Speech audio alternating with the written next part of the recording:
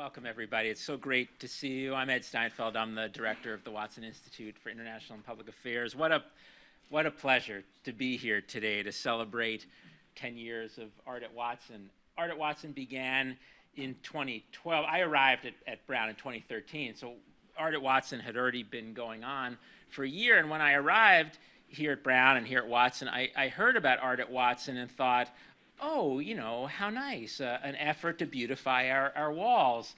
Terrific, how quaint.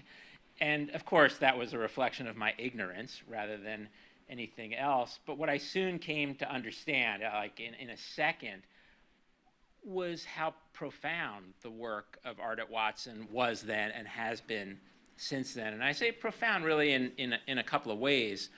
One, it should have been obvious to me when I arrived here, but it's certainly obvious now. There are, and I've said this, I know, at a number of Art at Watson events since then, as I've come to learn, there are many pathways to truth. There are social science pathways to truth. We do a bunch of those at Watson, but there are pathways to truth, of course, through the arts, through the visual arts, through music, through dance. And while that may be an obvious point, it's not always so obvious to people. It wasn't always so obvious to me, and Art at Watson has made it very obvious, and in so doing has really educated the community about a number of the things that we work on. Some of us thought we already knew a lot about them, but has educated the community about a whole variety of issues that you'll hear about today, including issues like equity and equality, inclusion, human displacement, conflict, the environment, climate change, right across the board.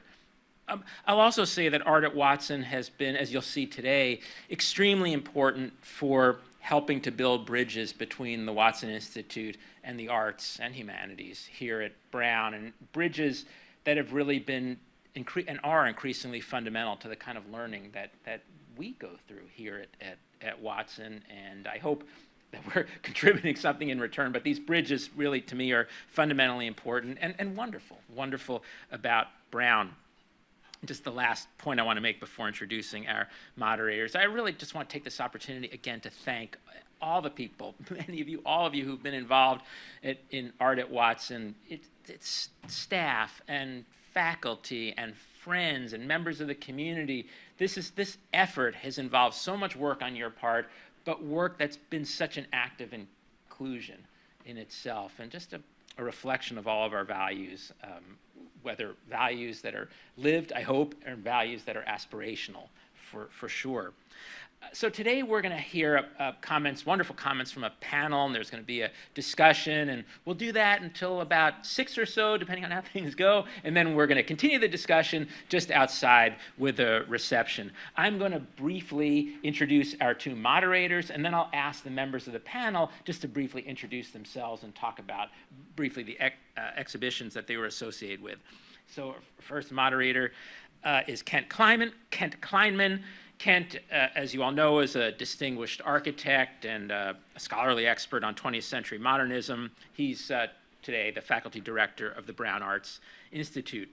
The BAI, again, as you know, coordinates academic and artistic programming really all across Brown.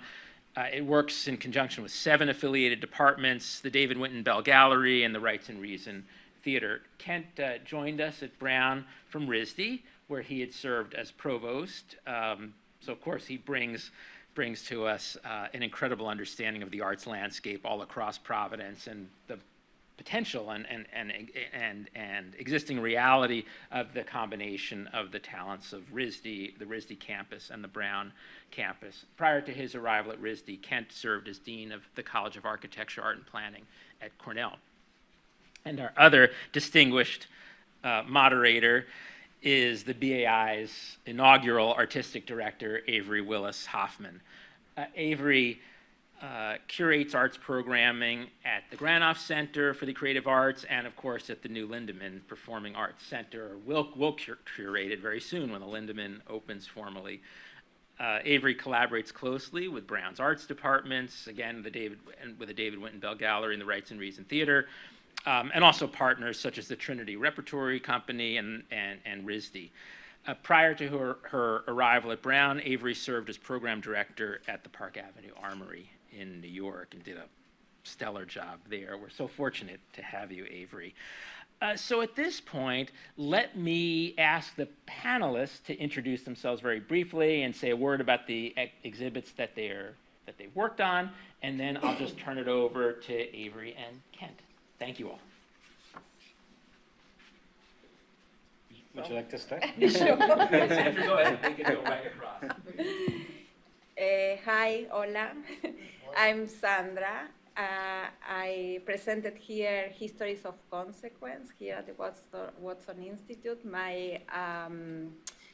I'm a visual artist. I do printmaking and mixed media. I focus, or I use the pictogram of the genograms for my art, which are symbols of family-related and family trees, but I use them in a way that conveys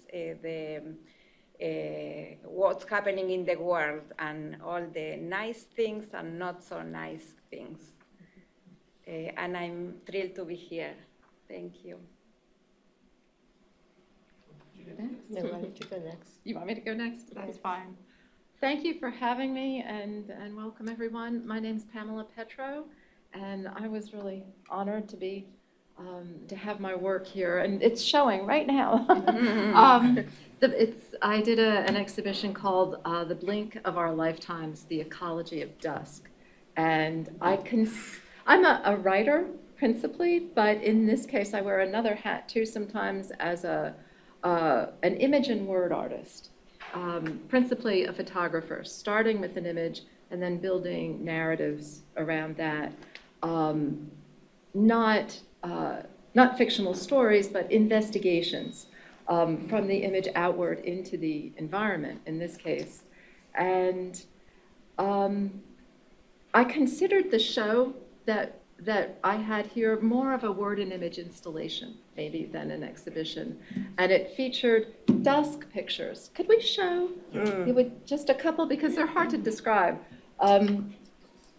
Like all good things, most good things, this happened by accident, and I got angry at dusk, and I couldn't get an image in focus with my camera, and I didn't have much equipment with me, and so I just went in a fit, and I wound up with this beautiful moved camera, blurred image, and it was taken at dusk, and this became the Dusk series.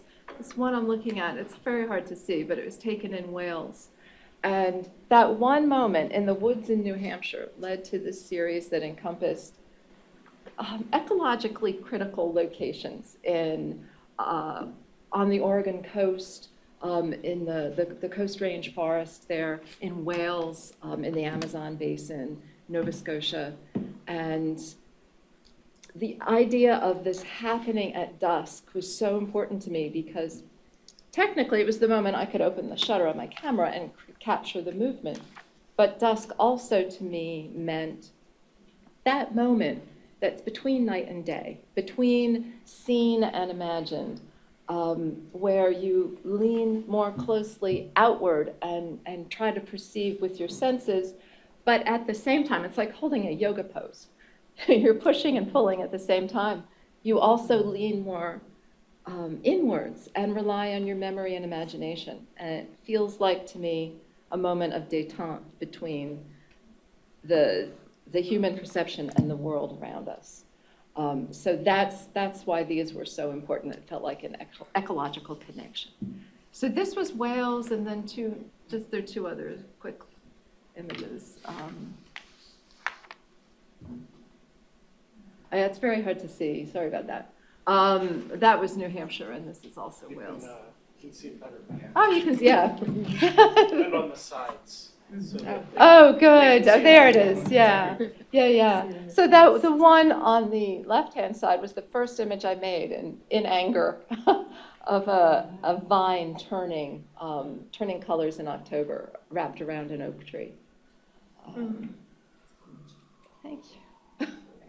And then there's this was called Lightfall, and it's the Coast Range forest in Oregon on the left-hand side in the middle, and the right-hand side is primeval woodland in Wales.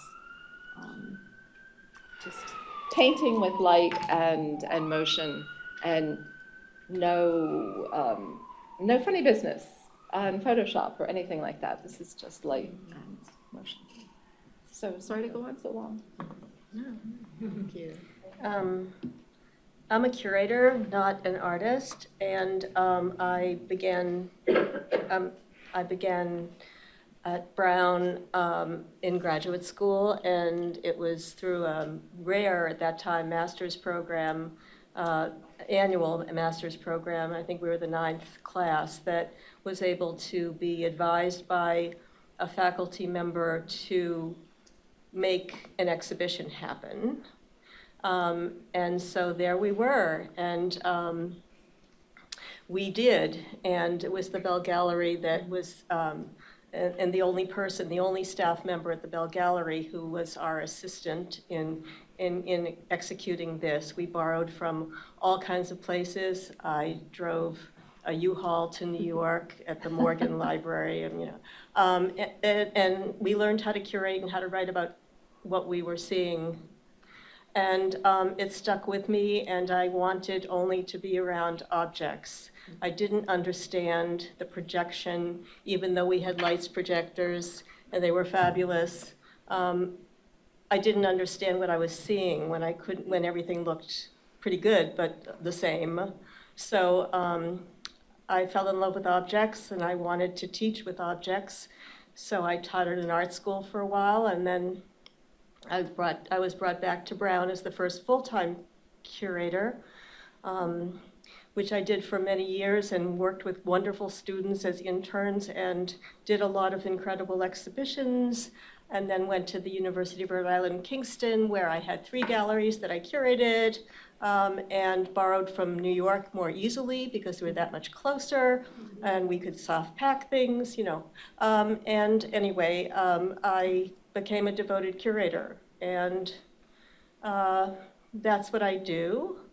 There are 3 exhibitions that are attributed to me here, and that's right. And then there was Reseeding the City, which is something that was done at the Rhode Island State House.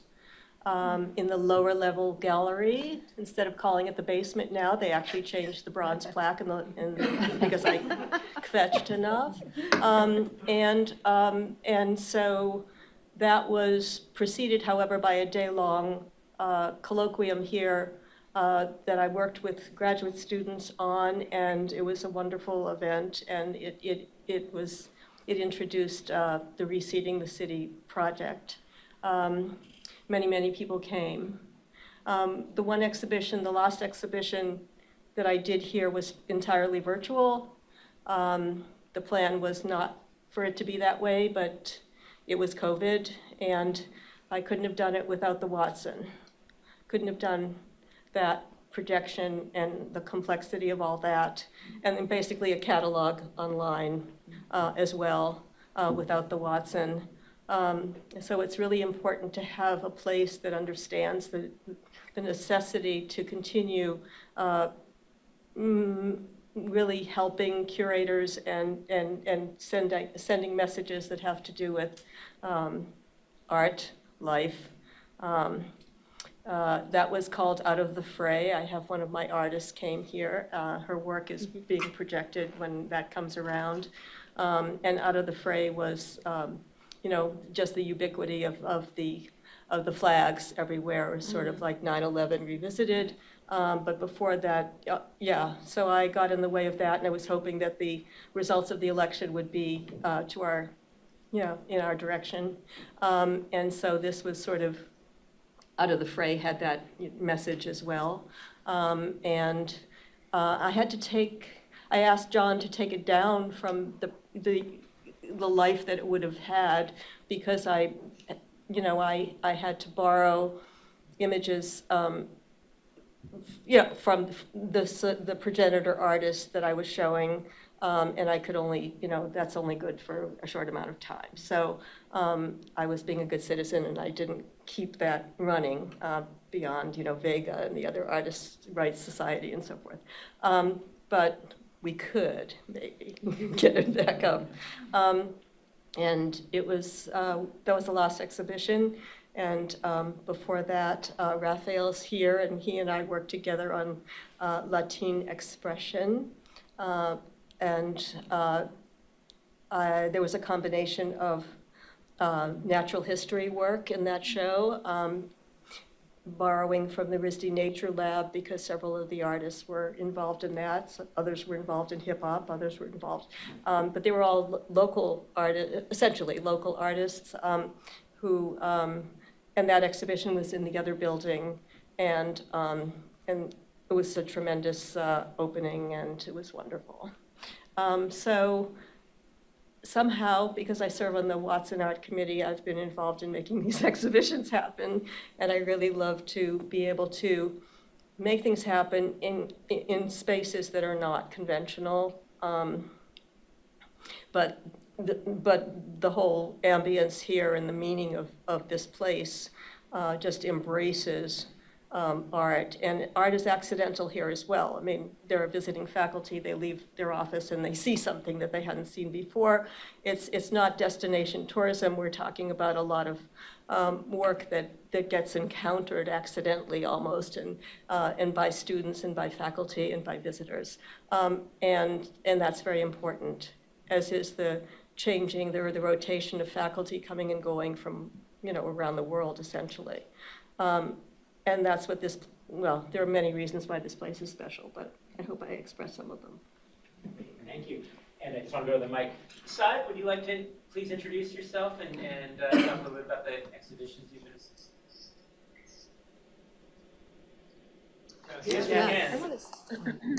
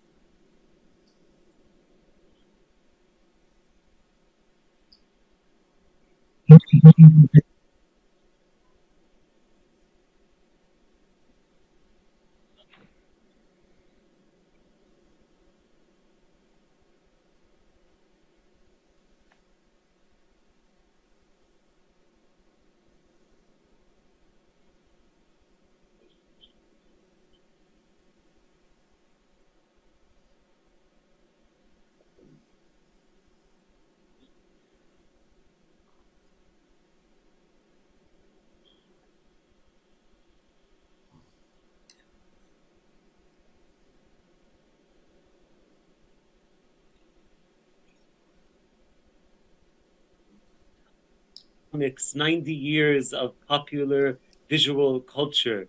And it was curated by an Arab-American sibling pair, Muna Damluji and Nadim Damluji.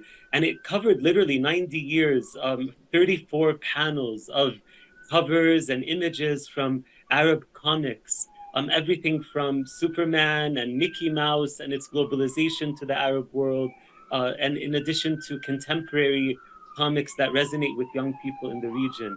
So it was 2 months of this incredible display all across the building and a day-long symposium that we held at the end of those 2 months. It was incredibly inspiring and a real treat to be able to help bring that to life and to see that in the community. So thank you for having me. I'm honored to speak alongside such a remarkable group of artists and moderators, and I look forward to our discussion this evening. Thank you. Okay, so thank you all. And I just want to do a quick tech check. Can you hear us okay if we speak into the mic?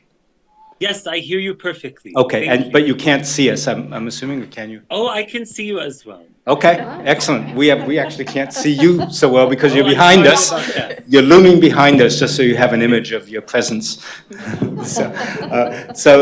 Welcome everyone, and thank you for coming tonight on such a beautiful night. It's really great to have you here. Oh, there he is. Saeed, we now have you in front and behind us. Wonderful. Covering us on both sides. And thank you, panelists, for your introduction and for framing the context for this conversation. I thought I would start out with what in many ways is, I think, an obvious theme, but let's see if we can unpack it a little bit. And it's a question of context. So I'm very, very used to working with artists and students working on the arts in the context of an art school, an art and design school, and I think as both curators, artists, multiple artists, multiple media, you're also, working in that space of your own construction when you're working on a work of art. And then I think the kind of incredible imagination of the Watson Institute to bring the arts into their discourse, to enliven this question of the search for truth, and also, I think, to reframe the potential impact of art making on policy. And I want to see if I've got that right. Like when you brought the work here, when you were invited to bring your work here, did it inspire, instill, or in any way make you think about the impact of your work differently, think about your work differently, think about the impact of art on social problems in a different way? And did that in turn change your art practice or your curatorial practice? And I want to very much pick up on the terms that you're talking about, the notion that art happens kind of in unconventional spaces, and that you accidentally encounter a work of art and it stops you and freezes you or slows you down and you see the world in a slightly different way. It's a very powerful, I think a very powerful image. But here it's intentional. The art was brought in a very intentional way into a school of policy.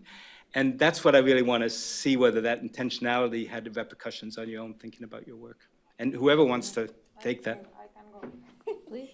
So when we were installing my exhibition, we didn't finish, and there was a group of students passing by, and Veronica, who was the manager of the project, because they were so curious and they started to ask questions, and she said, you go, like she told me, you go. And then I had the best tour ever because it wasn't planned, and the kids did, so they were asking questions, and I was so excited to be able to show them the work, and it was a lovely discussion. And then the committee finished all the hanging, and when I turned around, there it was, voila, it was all done. And another example of the amazing committee and the collaboration between all of the people here at Watson.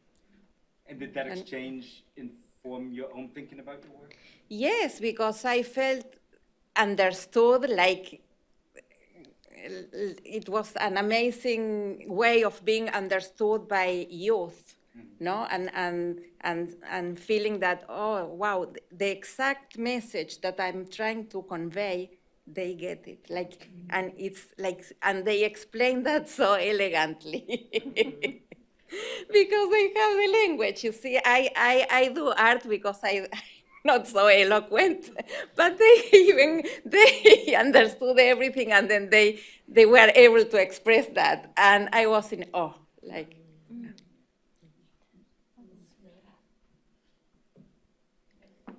You sure? Would you like to go? I will after you. Okay. Oh, thank you. You need to speak into the mic so they can hear you. I'll turn this just a little bit, yes, so Said can hear. Yes, the answer to your question is yes. As I said when I started talking earlier, this was an accidental process. And so it built up. It was almost, I don't want to echo too much, as if once Joanne Hart, who is here somewhere, she's the one who provoked this, the coming to Watson. And that really made me, the fact that my work was going to be in Watson, and Watson's mission, and that engagement with the world on so many different levels, made me look back in almost a kind of ekphrastic way at my own images, because I'm a writer, and I wanted to go deeper into the narrative of this work. I'm sorry, you're on this No, one I'm- side I'm and I'm here, looking good, this I'm way. good. So that made me go deeper into this idea of dusk and what it means. And I learned that dusk was the beginning of the day for the ancient Celts. It wasn't, we see it as the beginning of the end of the day, but that was dawn for them. And dusk was a thin time, that they had thin spaces and thin times. And this is when worlds overlapped, so that in their cosmology, the world of the living overlapped and became thin with the world of the dead and the gods. So they became porous at that moment. But when you look at that, there was a wonderful exhibition in Wales of thin spaces, and it was a visual art exhibition of paintings. But the curator there, Chiara Healy, talked about how we can look at this metaphorically, and how thin spaces can also be moments where we, the viewer or the maker, can hold multiple perspectives in our head at one time, where our worldview can overlap empathetically with another. And that really drew me down into my own images. And I thought, really what's going on here is that my gaze, my human gaze through the viewfinder, is on par with, I'm no longer objectifying what I see. I'm overlapping with it, and we've become, that blurred motion is us coming together in a new way of seeing and respecting the environment around me, that I'm not the lord of it, I'm one with it. And that seeing that moment in the Amazon, or on the coast of Nova Scotia, or in Wales, or in Oregon in the forest, gave me the subtitle of the exhibition, which was, gave me the first, The Blink of Our Lifetimes. That moment also made me think of how, when you look through the perspective of deep time, we're just here for a second. This might be what a deep time perspective would see of us passing through in the blink of a deep time perspective. So all of this understanding, and it kind of came to be a statement. This is the kind of vision I want us to be able to have. And these images are emblems of that vision. That I would not have been provoked in a good way into that understanding if it hadn't been for coming to Watson. So. Yeah, I was thinking in advance, and so I had written it down, because I'm also a writer of sorts. Oh, okay. I just want to make sure. Can you hear me? Whoa. Is that better?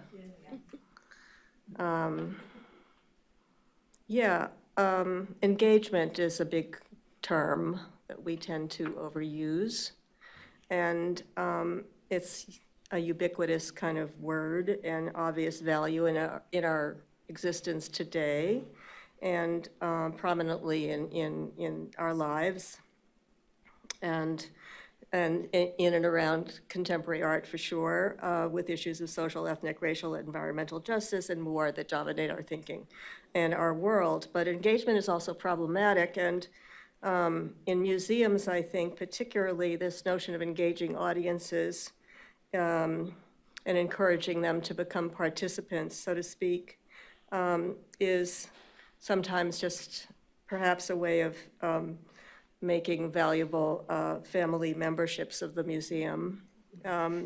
Or, some people care a lot about metrics and they may not be pure of heart, but I'm not, this isn't a futurist manifesto and I'm not against museums. But for reasons of engagement or the notion of engagement, if not exclusively so, the role of contemporary art curation is certainly changing and expanding and seeking to become innovative. And I've noticed there is a tendency in many places to engage by fronting with what's spectacular, rather than, a new version of the old blockbuster exhibition. So you can think about the immersive Van Gogh. You can think about MoMA's artificial intelligence exhibition that's now in the lobby, where people are just sitting there riveted to this AI piece that they can even do a quick response and take away by downloading their own poster and claiming their own NFT. And this is in the lobby of the Modern. So for exhibition making, this is my little intro. These are challenging times in many ways. And in contrast, art and its content is different in the non-museum setting, particularly, the setting of the Watson Institute, which operates with another purpose, as we're hearing here. And its art committee has long endorsed, I would say, so to speak, a meaningful inclusivity. And we appreciate the social sciences sense of interdisciplinariness, and also, but art in these buildings are also just pedestrian encounters too, that people can explore dynamically and frequently unexpectedly, like I said. Experiencing exhibitions here that are often generated through intercampus or inter-organizational collaboration also compounds their strength and variety. So I think Watson versus other places, museums in particular now, in some museums, the curatorial values that Watson has are deepened and enriched by seeing art through issues of social justice.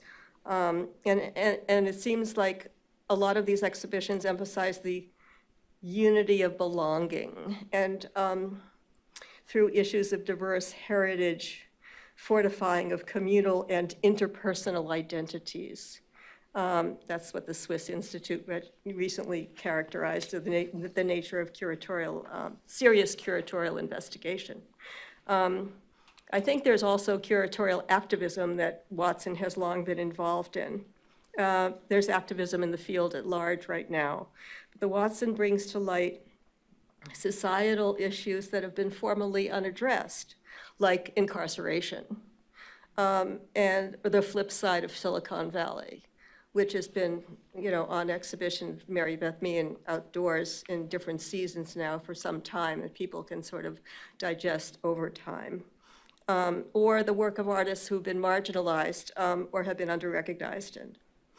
So I just wanted to say that the Watsons is a program that brings together the particular and the universal. And in these ways, the Watson provides a very positive sense and model for public engagement. So I kind of try to return to engagement there. I hope it worked. And it's a place for making good trouble, to quote the late John Lewis. Thank you. Saeed, you want to take a pass at that? Yes, I'm happy to. I really appreciate everything that's been said so far. And to return back to this Arab comics exhibit, it happened in the context of the post-Arab Spring Middle East and North Africa region.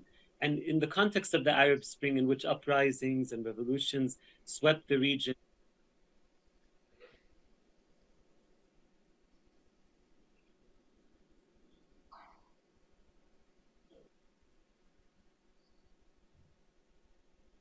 in social mobilizations and in collective action across the region, whether it's graffiti or mural art or traditional art or music, you name it, artists played an invaluable role in catalyzing those movements. And so when you look at a place like the Watson Institute, where you have so many policymakers, future policymakers coming through, renowned faculty, scholars of international politics, of sociology, examining the world, the Middle East and North Africa region is an incredibly important and strategic, quote unquote, region geopolitically, and it's salient. This part of the world, with all of its diversity and complexity and heterogeneity, is invoked time and time again. And so there's a real danger when the region is reduced to just, geopolitics in terms of the raw, rational, calculated analysis of state transition or of, the political economy of oil, etc. And what happens when all of a sudden the building is covered with art, specifically comics, from the region, spanning so many spaces and temporalities, is it restores the humanity of the people in the region. And it's a reminder to folks that the people that we're discussing in this part of the world, it shouldn't just be theoretical or abstract, but that there are living, breathing human beings with hopes and fears and dreams and aspirations, just like us here in the US. And the comics and the art really bring that to life in such a vivid and powerful way.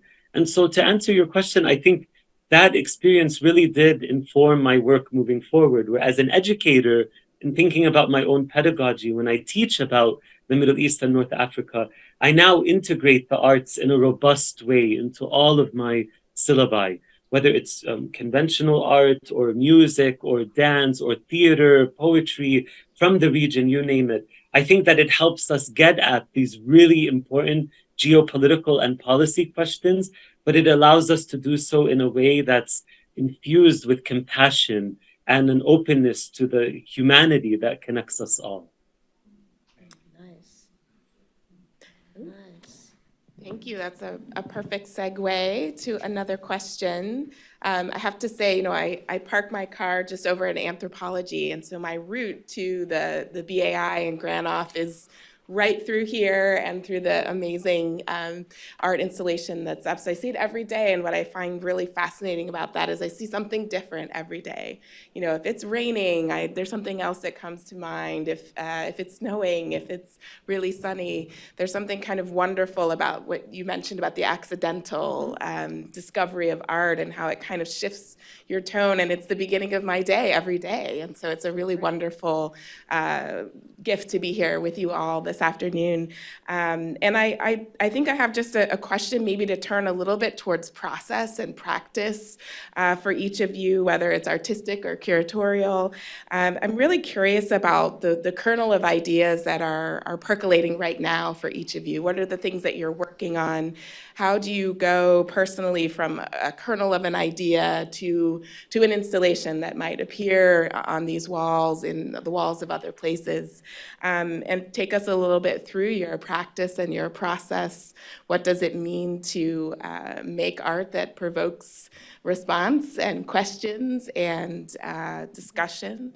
So maybe just a few moments from each of you would be really wonderful. And then I think we'll probably open it up for some questions from the audience. You can start thinking about those. Do you want to go first? Sure. I came back a few weeks ago from Jerusalem. I was teaching at the school Arabs and Jewish students. And I'm still digesting the whole thing, from the educational system to how chaotic the classes were, and the political situation in Israel. And I think it's gonna take me a while to translate that into art. There are so many components. So I'm in the meditating stage, but it's not calm because it's all stirring in there.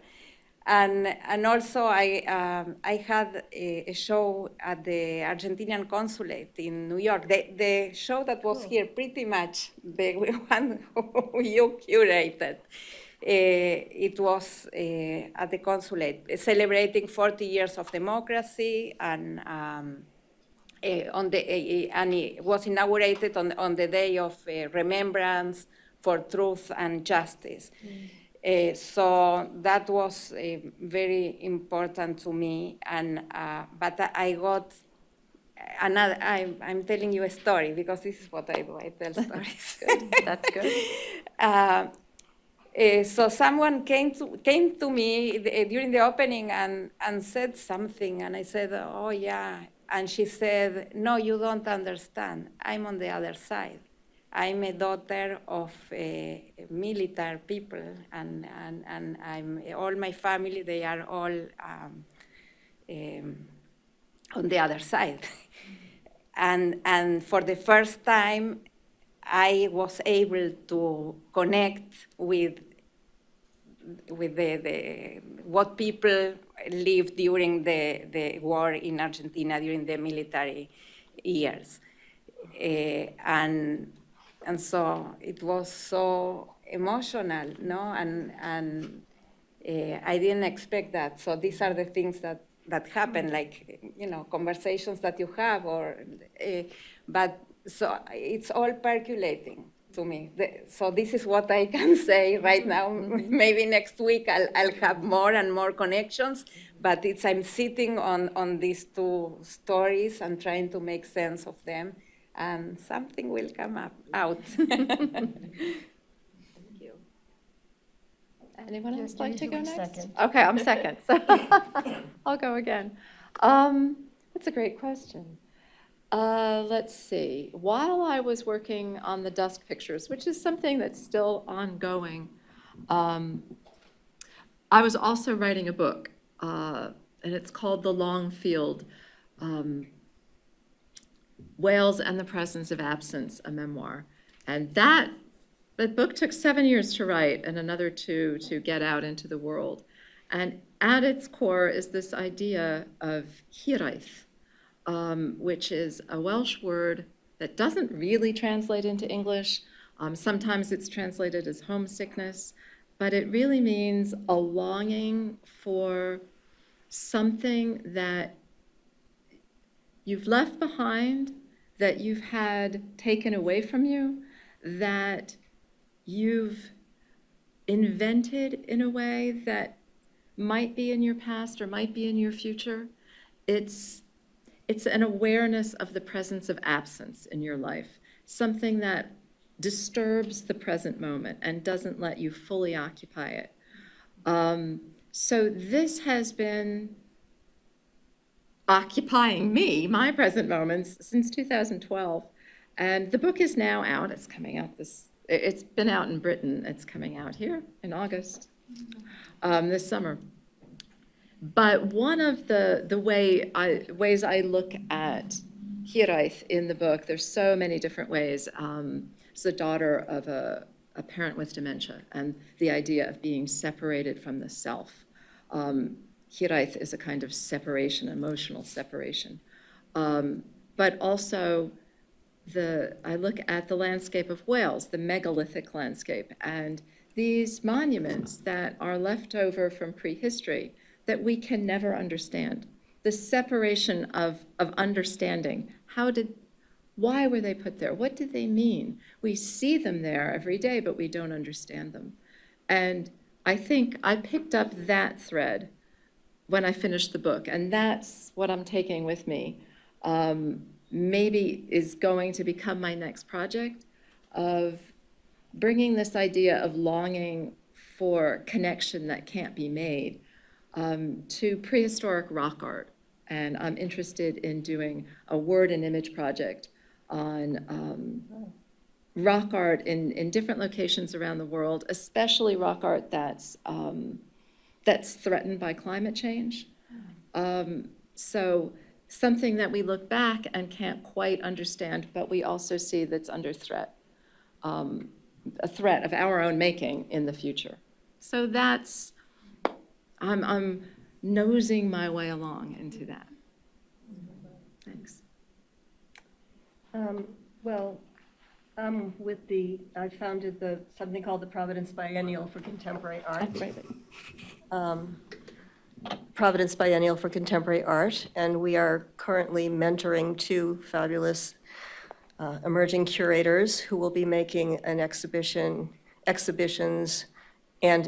or an exhibition, because there's one title and there are 2 exhibitions that will be happening in the fabulous Waterfire Arts Center, inhabiting the whole Waterfire Arts Center this summer. So we have, I'm not myself curating, but the 2 emerging curators were given the title of curating commemoration as a theme or topic, something that they could mine in their own ways, and they have done so. And Melaine Ferdinand King and Joel Rosario Tapia are our 2 mentees, and Melaine is a PhD in candidate in Africana Studies at Brown, and Tapia is a chief of the Taino tribe here. They're both incredibly active in community, and they're both, well, they're extraordinary individuals, and together they're going to be making exhibitions that will be comparative.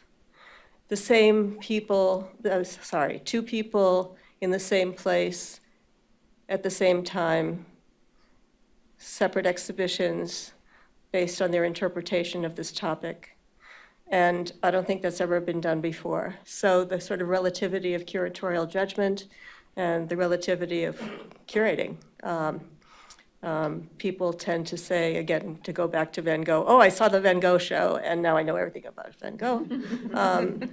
But we're trying to insist that things are different, and as they are at the Watson, that curating happens in different ways and for different reasons. And the title of Melaine's exhibition is Poiesis, which you could, as a scholar of classics, could tell us is a bringing forth, and ancient Greek, right?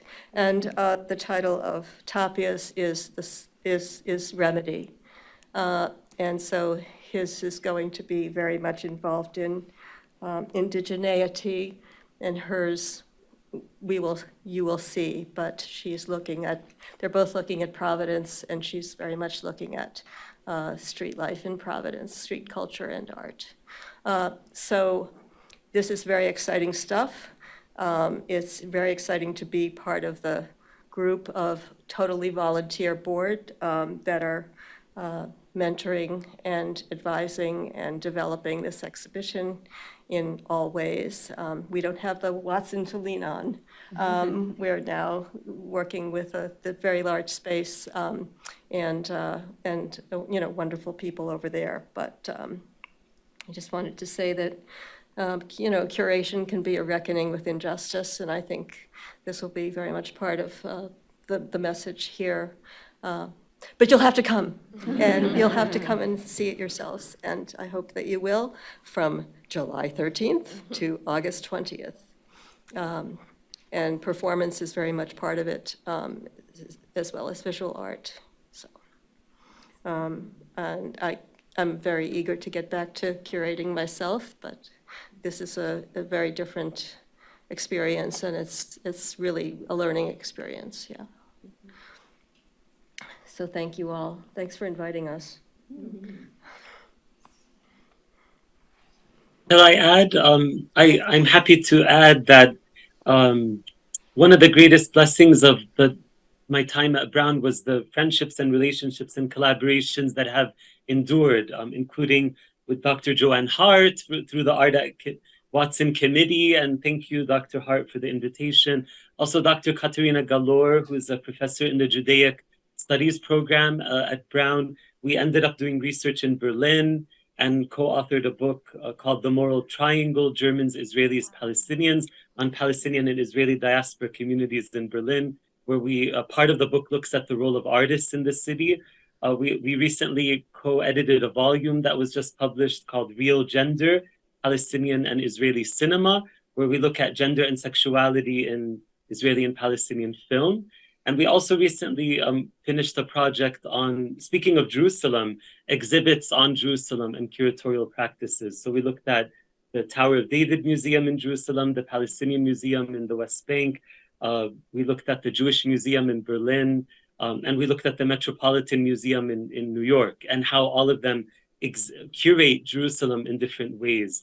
And so moving forward, I think it's really inspiring to see how more and more artists and curators and museum folks are thinking about decolonization, not just as a metaphor, but as a praxis, and thinking about the ethics of how we relate to our art and how we engage the communities that are most impacted and have the most at stake in these artistic practices. So that gives me a lot of hope moving forward.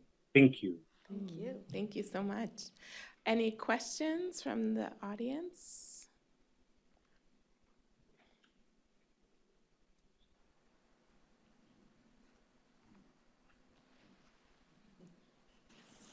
stunned.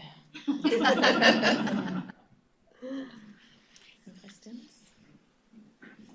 Well, maybe I could end with one small question to you all, which is, what's your hope for the future? Whether it's from an artist perspective, a curatorial perspective, a human perspective, of what's one small hope that you'd like to pursue? And maybe we could end there and go into the evening. I would like to see art integrated more in our lives, everywhere. Like many times when I'm in Europe, I come back here and I close my eyes because I want to keep the art that I saw in other places or other societies where art is much more integrated and everybody knows what is playing in the theater and what concert it's happening tonight. And here in the US, we are we are not so connected to the arts, and arts is not part of our everyday life. So I would love more people because it gives us so much. It's a healing tool, it's expression, it's beauty, it's reality, it's color. It gives you back so much that I would love for more people to integrate that.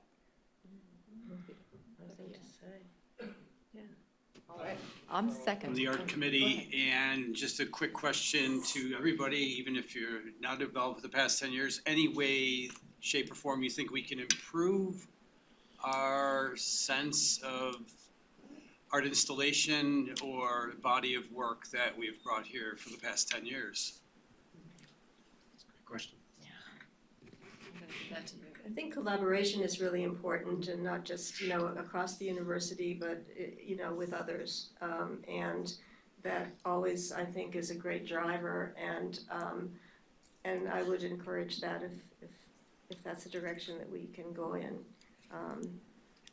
Just this whole place and what happens here is mirrored in other ways in different places. And it would be really nice to make some kind of collaboration with them. I have a question that, are the students involved in the Art at Watson committee? Yes. They are? Student members. Okay, I just wondered. We have student art as a proposal too. Okay. Thank you. If I could go back to the previous question regarding our hope for the future, I'd also just like to emphasize the importance of resources for artists and support for artists, the infrastructure that they need in order to thrive and do their work.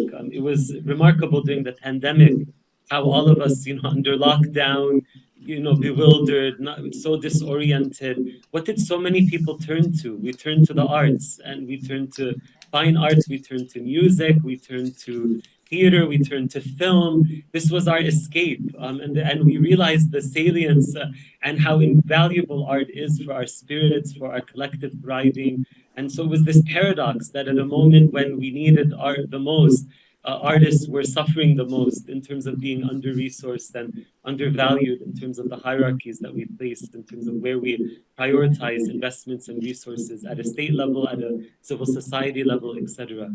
So I really do hope that moving forward, we can really honor the place of artists in our societies here and around the world and make sure that we invest in them so that they can continue producing this amazing work for all of us. Maybe just to add to that, Sandra, the difference that you experience between Europe and the United States is a policy question, among other things, because the way arts are funded in other countries simply is different than this country. So it's a nice spin around to the question of policy making and having artists involved in the Watson. Was there another question? I thought you had your hand up. Was a comment on the question of what we hope that happens. And there was two things following up on Sandra's comment and what you talked about, what Watson does. The experimental nature of the space I like. And Sandra and I were talking on the way over here about the necessity to have people understand the interrelation, living a creative life not just painting or sculpting, but learning to live a creative life, a life that is constantly open to, not afraid. It's based on love instead of on fear, or it's based on heart, based on ego. So what I really would hope that happens after listening to all that, and it's completely unstructured what I'm telling, so if it doesn't make sense, it's okay with me.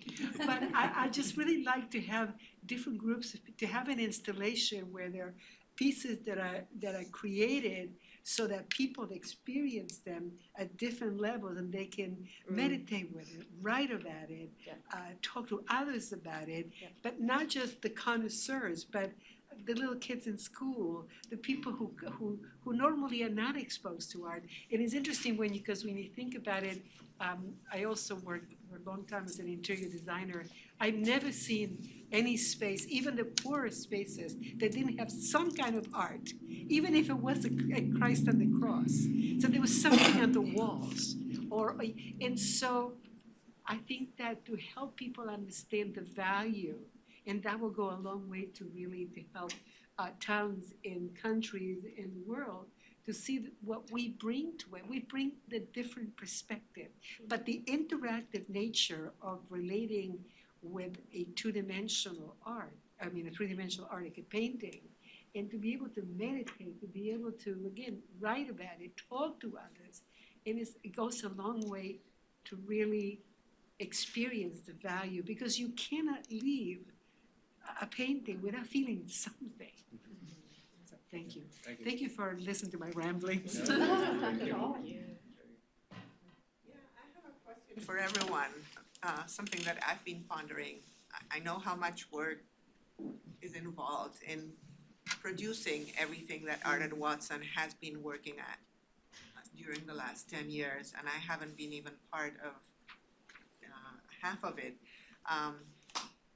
And I sometimes get a little frustrated when I think there's so much here and we can't manage to get our students, with the exception of what you said, Sandra, that was very wonderful, and I was present for that. Our students to take more advantage of it, to get more involved, to get more stimulated. And I wonder if anyone has ideas as to how we may be able to do that, to get around that challenge, because I find it difficult.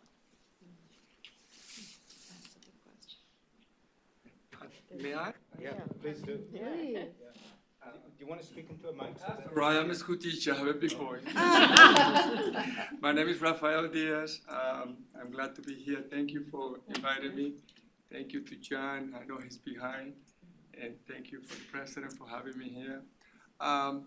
When I show my work here around, I always came over, first I was born in Cuba, and I never dreamed to go to Brown University. So I don't know how I got here, but I got here.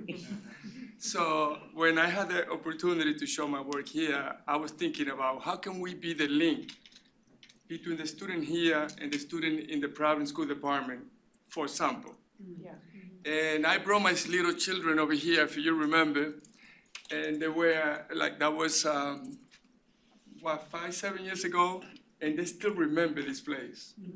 So what I've been trying to do is for those kids to know that they have a place where they can go in the future. And my hope was the student from here to go there and work with the children so they can be connected. Because the link between the community had to be better. And for you, when you gave me the opportunity to show my work over here, I was thinking not only to show my work, but to show the work of the local artists. So those local artists get engaged with the student from here. And I think communication is the key. I think we need to have more of this dialogue. We need to go into the classroom as well. And they need to get out of Brown, because what I notice is they come here and they stay in this beautiful, nice, gorgeous area, and they don't go to South Providence. And like you say, doesn't matter which wall, there's always beautiful art.